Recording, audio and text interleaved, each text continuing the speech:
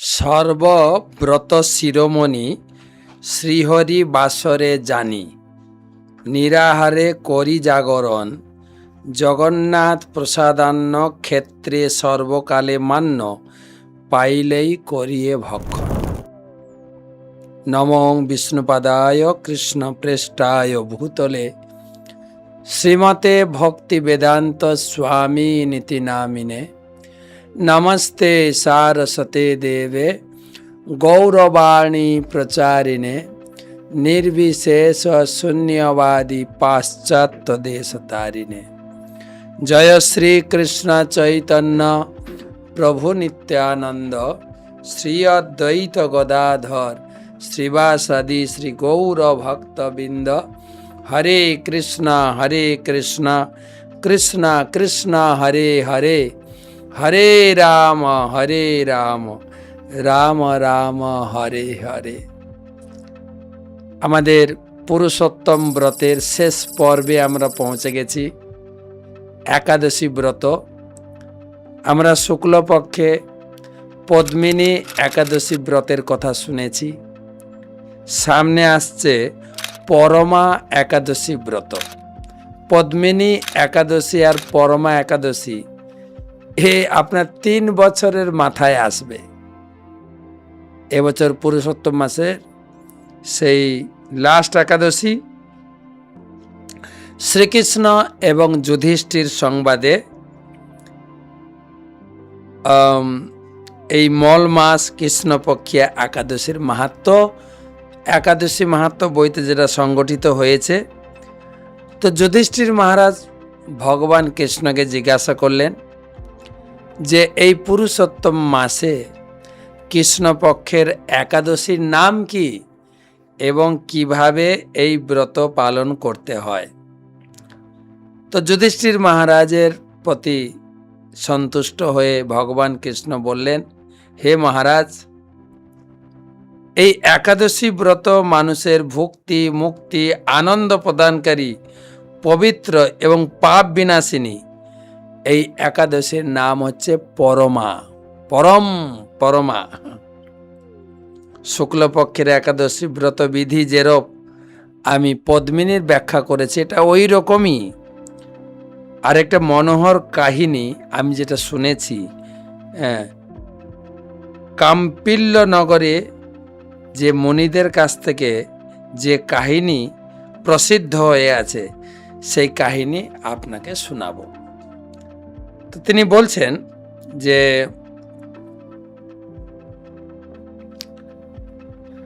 সুমেধা নামে একজন ধার্মিক ব্রাহ্মণ বাস করতেন এবং তার একজন পতিব্রতা স্ত্রী ছিল। কোনো কারণে তিনি ধন সম্পদ হারা হয়ে যান।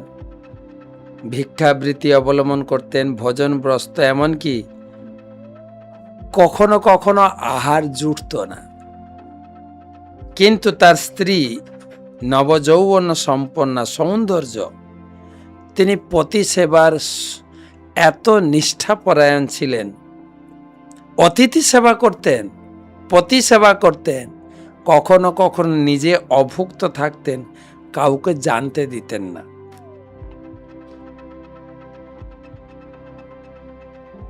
কখনো তিনি বলতেন না পতিকে যে ঘরে অন্ন নেই।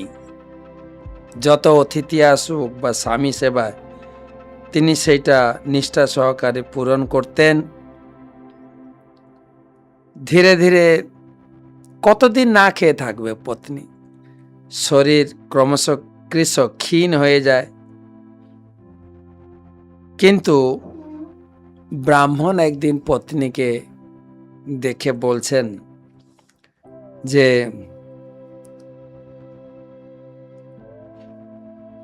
আমি সাধ্যমতো চেষ্টা করি ভিক্ষার জন্য, কিন্তু আমি ভিক্ষা জোগাড় করতে পারি না।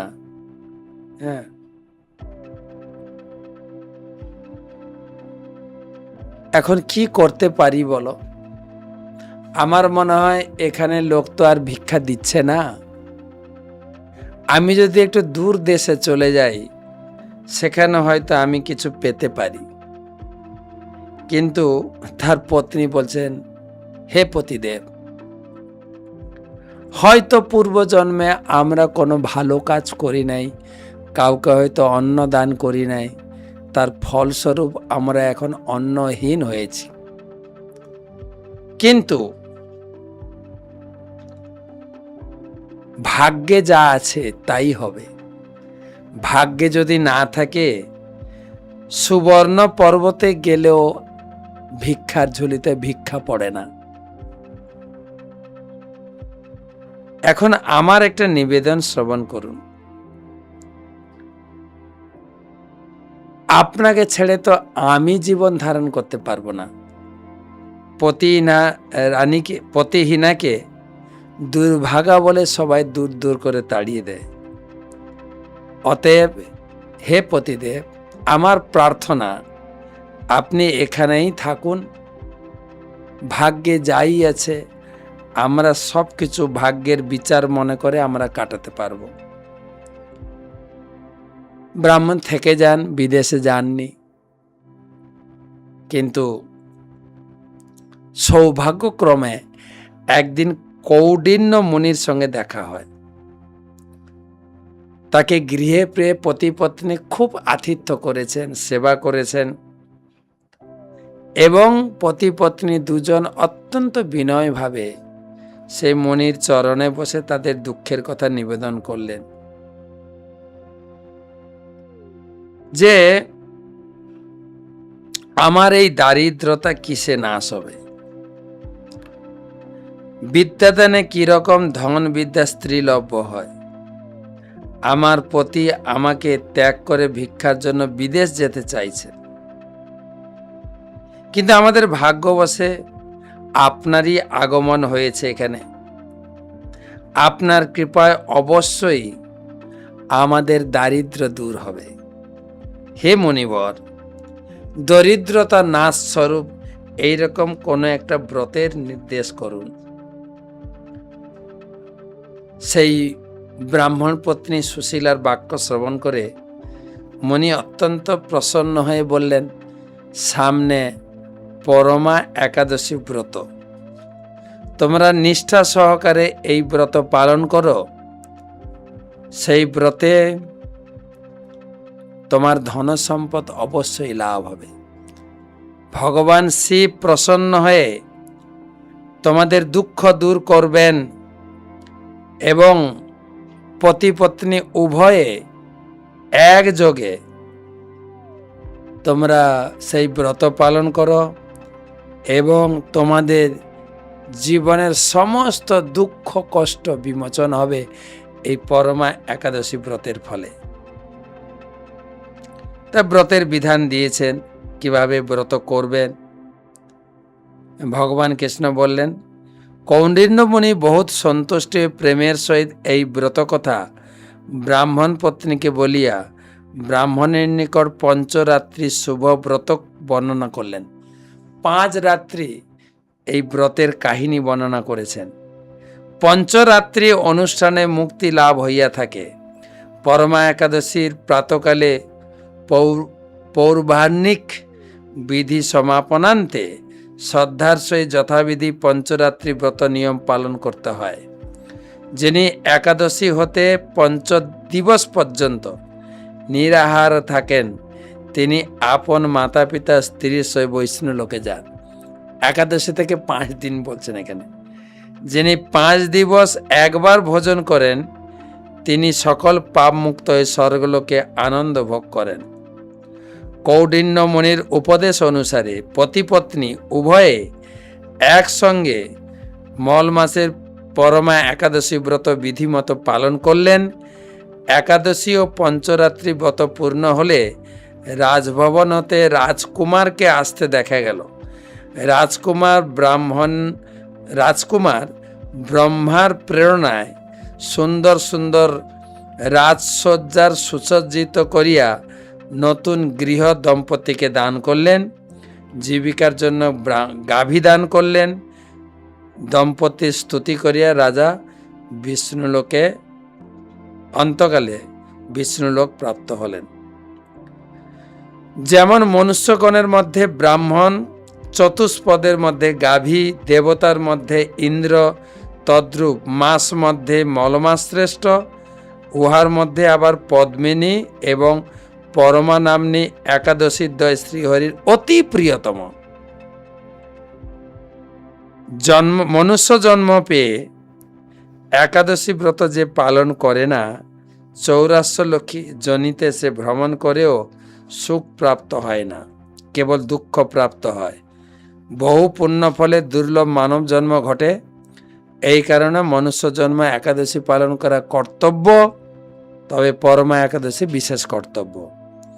এই মাহাত্ম্য শ্রবণ করে মহারাজ যুধিষ্ঠির পত্নী ভ্রাতাগণ সহিত একাদশী ব্রত পালন করেছিলেন। প্রত্যেক একাদশীর মতো এই একাদশীও পালন করবেন। সকালে পবিত্র স্নান, গঙ্গা স্নান, তারপরে ব্রত ধারণ করবেন সূর্য উদয়ের আগে। আর যারা ব্রত চলছে পুরুষোত্তম ব্রত, যদি একাদশী ব্রত আলাদা করে করতে পারেন। ওম তৎসদ্য। পুরুষোত্তম মাসে কৃষ্ণপক্ষে একাদশী তিথৌ নাম গোত্র বলবেন। পরমা একাদশী ব্রত না, শ্রীকৃষ্ণ প্রীতিকাম পরমা একাদশী ব্রত অহম করিছে। গুরু বৈষ্ণবের কাছে প্রার্থনা, আপনার আরাধ্য দেবতা ঘরে অল্টারে যে ঠাকুর আছেন তার কাছে প্রার্থনা করে একাদশী ব্রত করবেন। আর বিশেষ কৃষ্ণ পূজা, গীতা ভাগবতম পাঠ এবং আহার সংযম, মন সংযম, ইন্দ্রিয় সংযম, ক্রোধ সংযম এগুলো করে একাদশী ব্রতে গীতা পড়ুন, ভাগবতম পড়ুন এবং পরের দিন পালনের সময় আপনার সাধ্যমতো বৈষ্ণবদের ডেকে তাদেরকে ভোজন করিয়ে পালন করবেন। তাই হচ্ছে একাদশী ব্রত। পরমা একাদশী ব্রত সারা বছরে টোটাল 24টা একাদশী, 12 মাসে 2টো করে, কিন্তু যেহেতু এবছর অধিক মাস 1 মাস যুক্ত হয়েছে, তাই এবছর হচ্ছে 26টা একাদশী। তো শাস্ত্রে বলা হয়েছে টোটাল 26টা একাদশীর মধ্যে এই 2টো একাদশী, যে একাদশী আগে একটা হয়ে গেছে পদ্মিনী, আর এই পরমা শ্রেষ্ঠ একাদশী। আচার্যগণ গেয়ে গেছেন যে মাধব তিথি ভক্তি জননী যতনে পালন করি। যত্নের সহিত এই তিথিকে পালন করতে হবে। গুরু বৈষ্ণবের আশীর্বাদ নিয়ে রাধারানীর কাছে, নিত্যানন্দ প্রভুর কাছে প্রার্থনা করুন যাতে এই ব্রত ভালো করে করতে পারি এবং ভক্তি জীবনে এগোতে পারি, সম্পূর্ণ প্রকার কলুষ মুক্ত এবং ভক্তি জীবনে সমস্ত বাধা মুক্ত হয়ে ধীরে ধীরে ভগবানের পথে এগোতে পারি। একাদশী ব্রত ভালো হোক, ভগবানের কাছে প্রার্থনা করি। সবাই সুন্দরভাবে একাদশী ব্রত পালন করুন, একাদশী ব্রতের পূর্ণ ফল লাভ করুন। হরে কৃষ্ণ।